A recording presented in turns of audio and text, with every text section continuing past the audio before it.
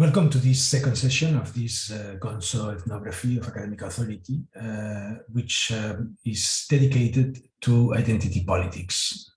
which is a contemporary phenomenon which plagues the university campuses with enormous virulence and which I believe needs to be addressed in one of the chapters. We have already seen indexes of these politics in the introductory sessions, and identity politics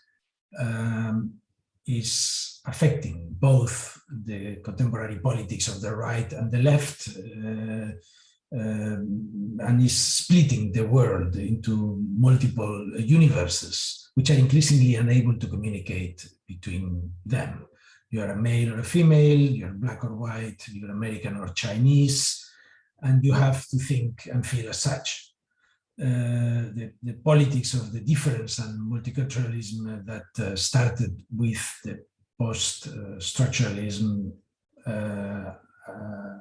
ideologies emerging in the 70s as liberal and tolerant social orders have evolved now into radical divisions, hard edges between the different universes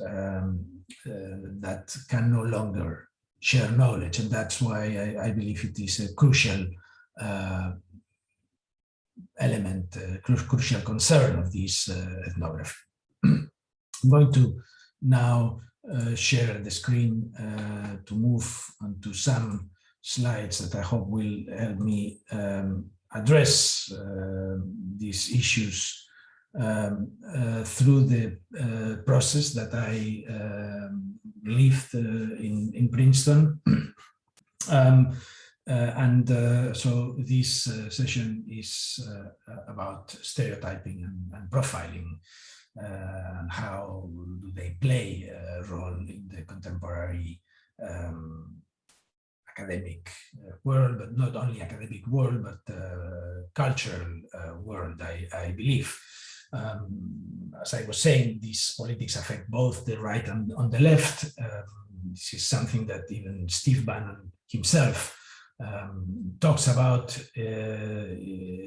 literally, and sees that kind of connection between his populist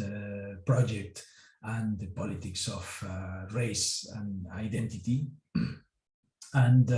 in this politics, you are always a victim. You like the Make America Great Again people believe you operate by resentment, as Nietzsche puts it in the genealogy of morals. So at the time when we should probably engage in planetary concerns, we see ourselves increasingly focusing on building up these hard edges between our respective identities, and the effect that this has on the institutions that are devoted to the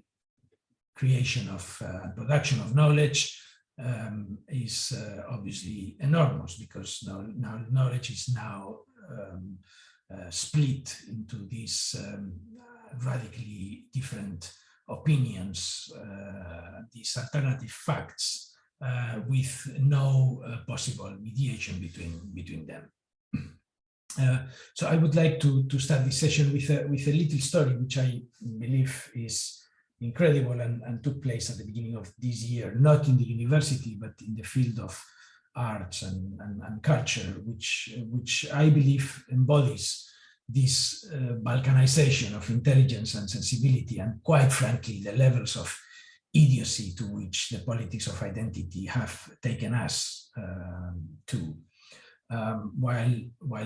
this process doesn't necessarily happen in the university, I think it is indicative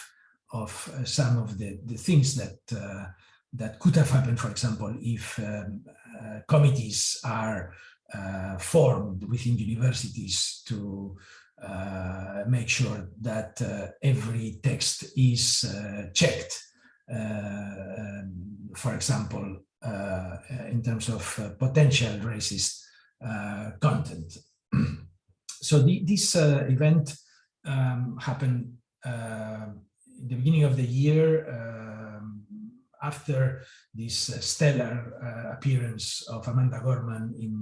the inauguration of President Biden, after which the Dutch and the Catalan publisher approach translators to translate the verses of Amanda Gorman, and almost immediately after being appointed, one of them, Marieke Lucas Reineveld, a very accomplished Dutch young poet and non-binary individual, herself resigned from her role because some activists published in the Volkskrant a critique of why the publisher had not chosen a translator who was, like Gorman herself, a spoken word artist, a young female and unapologetically Black. A few weeks later, also, Victor Obiols, another very accomplished translator from English to Catalan, was dismissed from the job that he was offered initially, not because he was not capable of doing it, but because he had the wrong profile. He was a male, white, middle-aged, and not an anti-racist activist. And therefore the publisher decided to dismiss him almost immediately after being hired. So this is the world that this identity politics is creating, in which knowledge is split into compartments of identity and is unable to be connected. I mean, I can read English fairly well, but I don't know whether I should ever try to read the verses of Amanda Gorman in the light of these events, because would I ever be able to understand what she is saying? Probably not. That's the consequence of some of these events that took place at the beginning of the year, and that are very representative of what is happening here. And in Princeton itself, what we see is an interesting alignment between President Gruber and Mónica Ponce de León, the dean of the School of Architecture, two of the agents that we have already seen in the introduction, which have an alignment that is very much built around the politics of identity, I believe, and that are seen here in the diagram of the thesis controversy. So this session revolves around these two individuals. We have already seen President Gruber's concerns and actions in this respect, and also we have seen also Mónica Ponce de León maneuvering and utilizing policies of positive discrimination in a rather inappropriate manner. So we see race and we see gender as two elements within this politics at play in the university connected.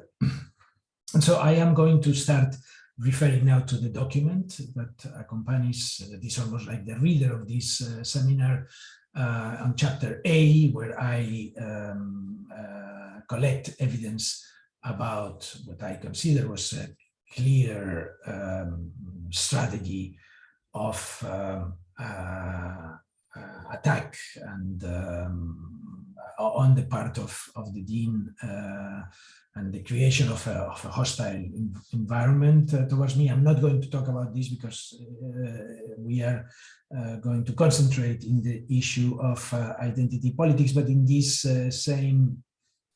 chapter, we see a record of an event, and it's a very poor record, admittedly, because when these things happened, I decided to not engage with them and not attend faculty meetings, but basically what happened, and I witnessed some of it, it was that in the fall of 2016, in the aftermath of the 2015 occupation of the president's office by the activists of the Black Justice League, Mónica Ponce de León asked the faculty of the School of Architecture to make proposals to hire faculty of African-American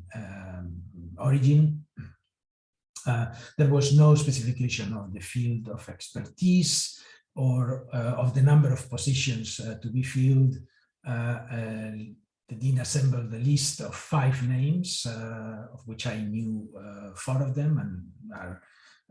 serious academics. Nothing wrong with them. I think what is wrong was that they were these 5 individuals were on a search list that was aimed to do hires of targets of opportunity, which is a protocol, is a procedure that universities have available in order to hire faculty without going through a proper search. But obviously, you don't have 5 targets of opportunity on a list. These are opportunities that should be used with certain reasonability, and in this case, they were potentially in violation, I think, of Title VII of the Civil Rights Acts of 1964, which forbids discrimination on ethnic grounds in the hiring of people in governmental institutions. And while Princeton is a private university, it receives federal funds and therefore is subject to this legal framework. So that is the reason why I decided to step out of the process. 3 members of this list were chosen by the dean and presumably by the members of the School of Architecture, and then they were presented to the Committee on Diversity, University Committee on Diversity, which approved the hiring of these 3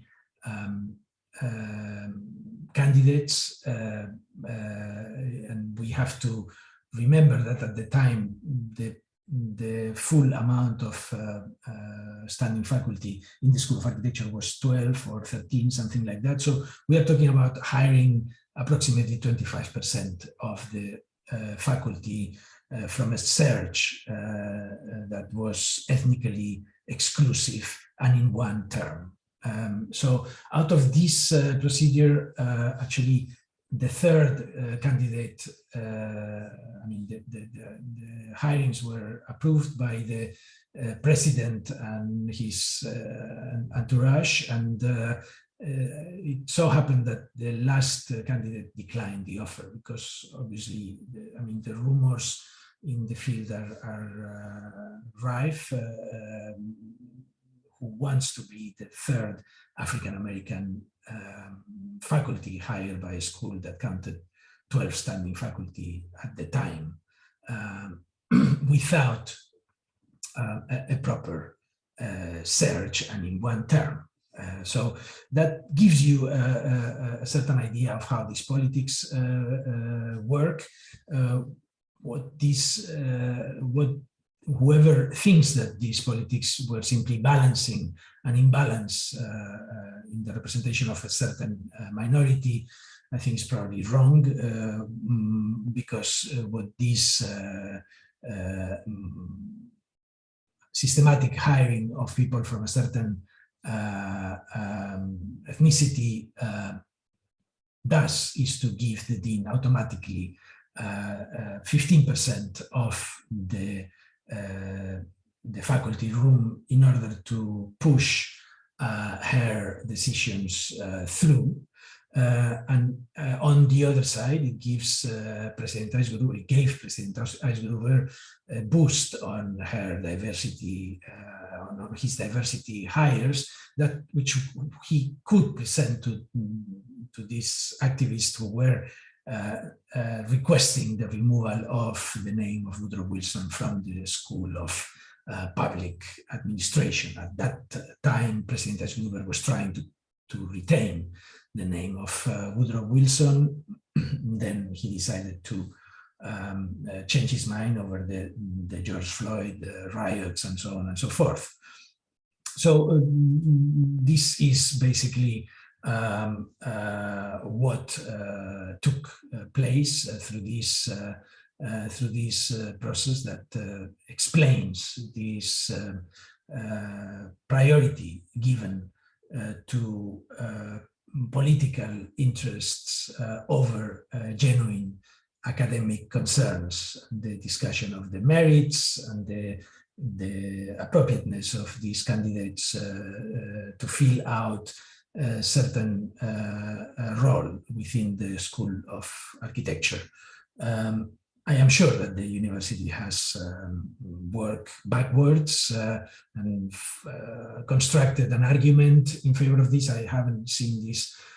arguments, but I know very well, because I was a witness when the process started, that these hires were primarily trying to hire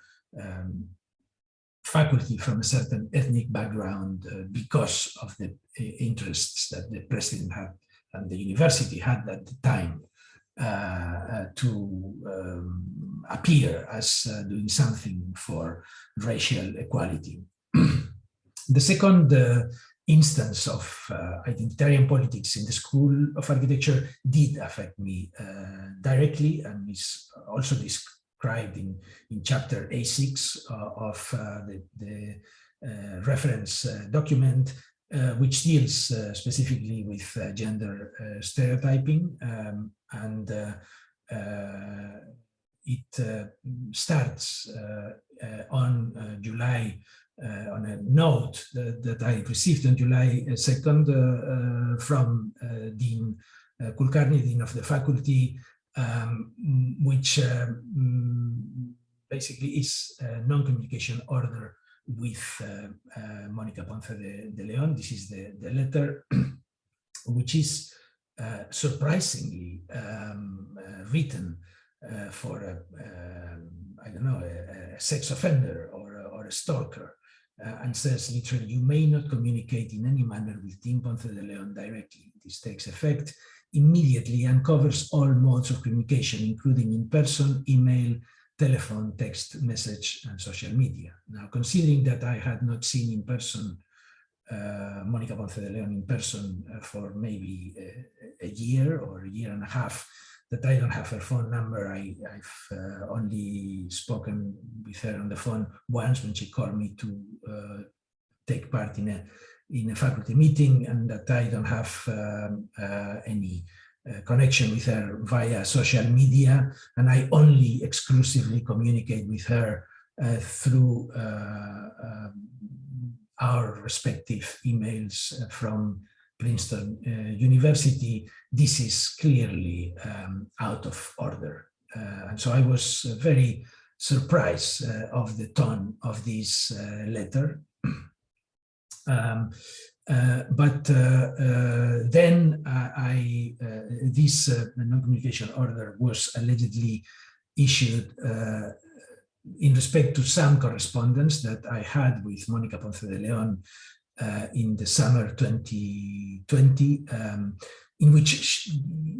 reading back into her statements, you can see her building this narrative of and escalating a narrative of gender stereotyping, in which I was depicted as a kind of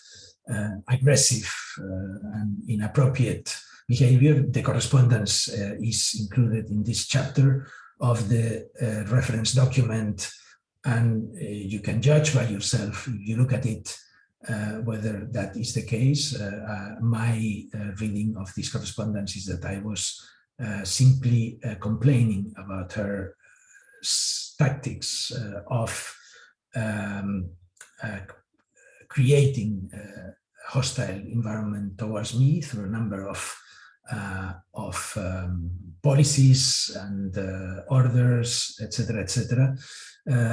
So I don't think that in any way I was being aggressive to her. I was simply putting forward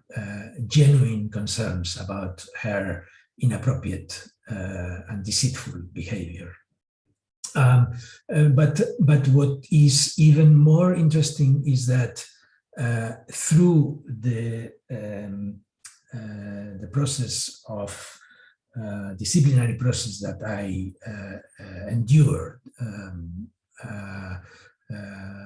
from the dean of faculty, I was given this letter, which is a letter from Mónica Ponce de León to the dean of the faculty, the deputy dean of the faculty, and the general council of the university, in which Mónica Ponce de León literally says that Silvia Levin in particular feels that Alejandro is doing this. That is related to my opposition to the thesis protocols in the school, is doing this because she is a female faculty member. Now, Silvia Levin is a member of the faculty of the school, who is the partner of Elizabeth Diller in imposing subject on all theses in the school every year and interfering systematically with the role of the primary advisors, and following this statement, which I don't know whether it is true or not, statement from Silvia Levin, I was doing this because she was a female faculty member. And now whether this statement from Dean Ponce de León is true or not, I don't know, but I don't think that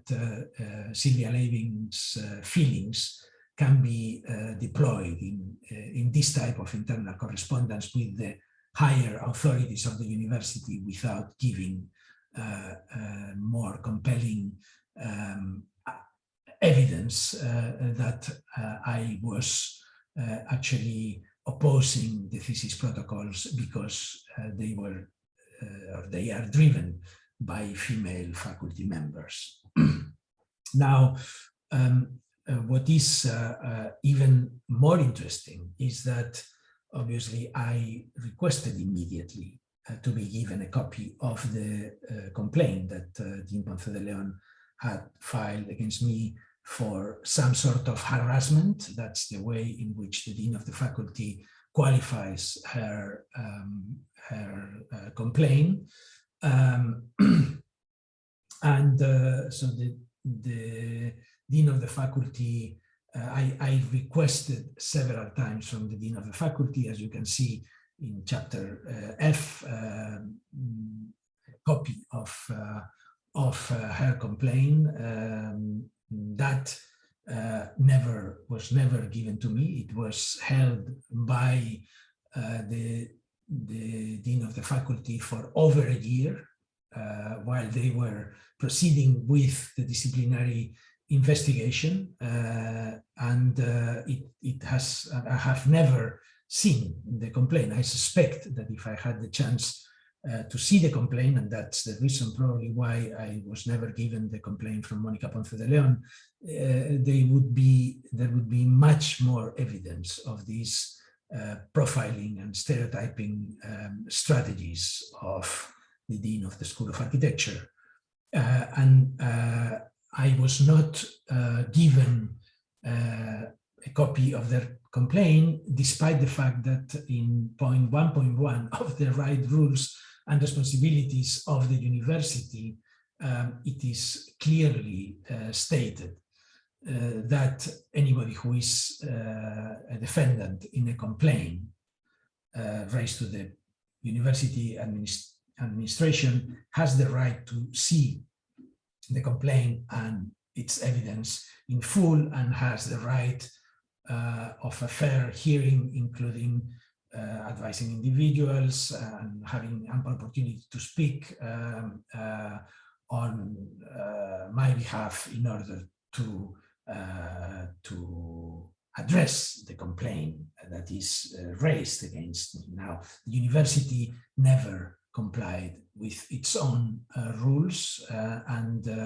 proceeded with the disciplinary investigation and eventually fired me